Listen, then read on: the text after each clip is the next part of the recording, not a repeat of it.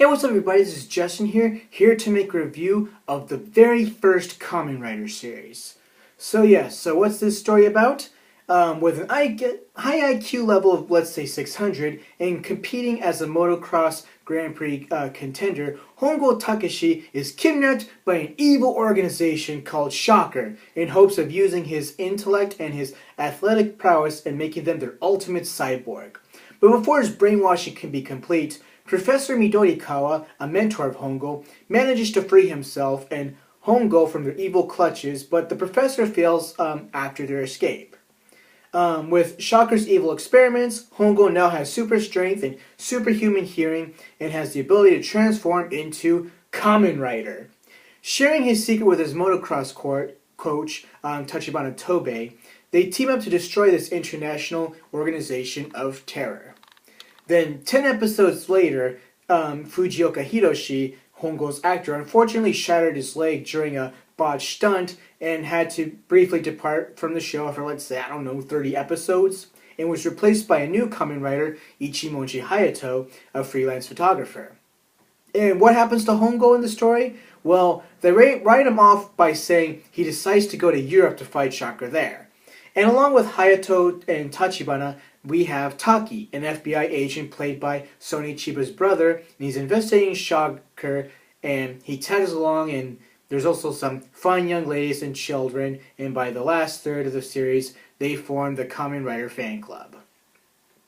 Initially, this series is really pretty dark. I mean, it also explores the low points of what the experiments had on Hongo, such as when he's trying to hug someone, he is hurting them because of his advanced strength. Then when Fujioka briefly departed from the show, it became more lighthearted, but never went to the extremes of being campy. The series is mostly episodic with a few two-parters here and there, and the characters aren't exactly developed, but by the time the series ends, you still feel a connection to them, regardless, and the bonds they do form, especially between Hongo, Hayato, Tachibana, and Taki, which I thought should have been explored a bit more in depth. And speaking of Taki, since Hoover was still in charge of the FBI when the series was first broadcasted, it is strange that Taki, a Japanese man, would be an agent under someone who was known as a racist. And did the crew take their time to really do their research? Plus, for the longest time, Hoover denied the existence of the Mafia. What makes people think he would acknowledge something like fucking Shocker? And as a history lover, it just kind of makes me irritated from time to time. The only explanation I can give is that Taki has some moves, or he could get into a J. Edgar Hoover FBI, or Taki maybe had pictures of him cross-dressing. Fuck, I don't know. But as villains, Shocker works in their own unique way. Some monster designs were ridiculous, while some really stood out in a cool way, like the Jaguar Man costume, whatever it was. And the sub-commanders such as Colonel Zol, Professor Shinigami, and Ambassador Hell and General Black were all pretty badass themselves and stood in their own ways and had a unique screen presence, especially Professor Shinigami and Ambassador Hell, who are probably some of my favorite villains in Tokusatsu. I felt that the show could have been more character-centric, and shortly before Fujioka's hiatus, it did demonstrate more of Takeshi's life, and then when it changed, it became more story-centric, and I didn't like it didn't show enough of Ichimonji's personal life and how he tries to adjust to the consequences of Shocker's experiments on him. But due to that accident that took out Fujioka, the series went a little farther than it should have gone, and could have probably ended within 65 episodes as opposed to 98. And I felt the ending was just forced. But other than that, I still like the dark tone of the series. Some monsters were really humans to begin with, and in some instances they could be saved, and others they couldn't, making their little brothers, sisters, or whatever into orphans. There will be lots of death, though. Through some of the death scenes are super cheesy, like being melted to a skeleton. But as a prop, a paper skeleton is used. The skeleton. What kind of special effects is that, even for the 1970s? But I'll get more into the action, so I'll leave the story and characters at a 6.75 out of 10. The action is pretty stiff and slow compared to what you see in martial arts cinema and TV programs today. The fighting in and out of armor, there's really no difference. Both Fujioka and Sasaki, who play the Kamen Riders, were already martial artists in their own rights. Fujioka came from a family of martial artists, while Sasaki, like his character on the show, had black belts in both karate and judo. And karate isn't really as flashy as kung fu or showing brawling scenes, but I think the movie does a great job of that, through though Japanese martial arts and cinema would inevitably improve in its own way, like, movies like Black Belt, a movie about pure karate. While in Chinese and Hong Kong cinema, Chinese martial arts are more showy, which is why they were able to revolutionize action in different ways Japan could, though they had some cool although Japan still has some cool flicks like, the Kurosawa samurai movies. And there are times you don't see the strikes connect at all. Like, they throw a punch and the guy reacts and, like, you clearly see the punch didn't connect or the kick didn't connect. I mean, professional wrestling is more convincing than some of the action in this. And no disrespect to professional wrestling. I love it, but God, this is just... But the lack of sound effects just also ruins the illusion of what you're trying to see. The action is not intended to be comedic, but the movements compared to what the genre has evolved to now is just comparatively silly. But I do give props to Chiba Jiro, who is credited as Yabuki Jiro, and yes, he is the brother of Sony Chiba, who was the original Street Fighter and Hattori Hanzo in the first Kill Bill movie.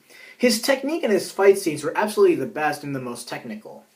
The action for its time with what they did 40 years ago is, I will admit, relatively violent. There are images of people dying, melting to paper skeletons, melting in general like the Wicked Witch from The Wizard of Oz, and there are also images of shocker troops and the monsters beating on the children. 10 years later, Mr. T would have to be involved.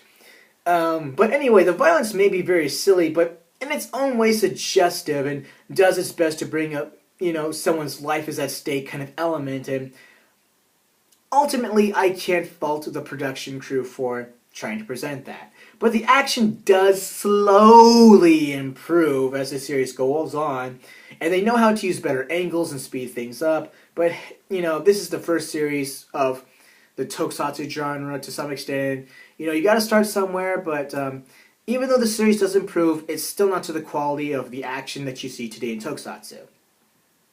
But also in the first 10 episodes, whenever Kamen Rider would finish someone, the monster would melt, but then they changed it to the monster exploding. Apparently it was cheaper to do explosions.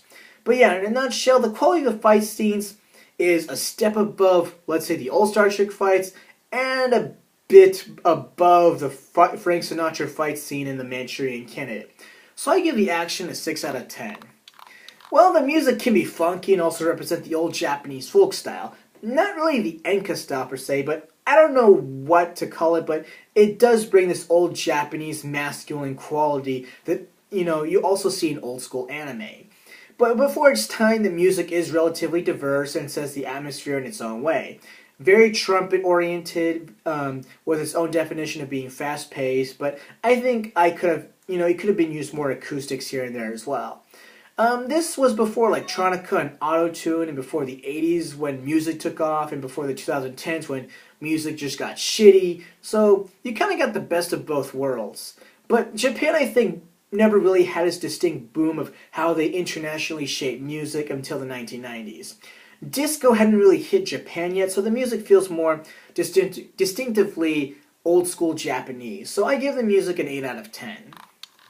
Well, the actors all involved with Kamen Rider, they all had mixed careers after the series. Like, one of the ladies that Hongo met while in Europe was played by someone who is obviously half Western. The character's name was Emi, and she was played by Takami Emily. The funny thing is, she married Hatoyama, a politician, and her husband's brother was actually briefly Prime Minister of Japan for a year back from 2009 to 2007, so 2010. Why am I going back in time? And the Hatoyama family happens to own the Bridgestone Tire Company. And also, Hatoyama, the former prime minister, is also married to a former actress. Another half Japanese and half Western cast member was Yamamoto Linda as Mari. She mostly had a career as a singer since the start of the series, and she is still active as a singer to this day. And Hagiwara Mimi, who plays Choco, one of the small girls who happen to ate a lot, would become a pro wrestler. I mean, with her looks and frame, that is pretty hard to believe.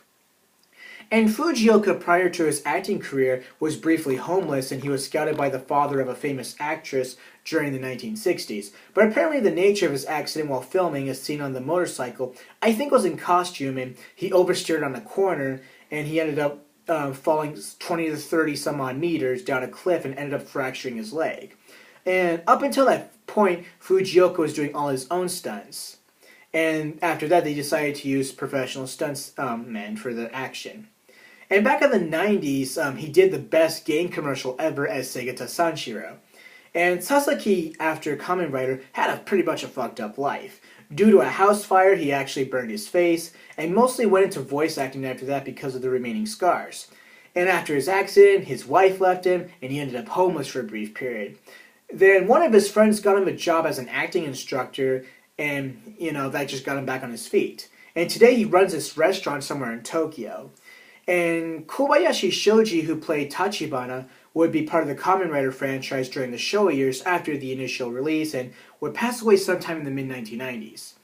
And one of the most interesting parts from the series is when Hongo and Taki see two boys imitating a Kamen Rider fight, and the kid tries to do his own variation of the fucking Rider kick.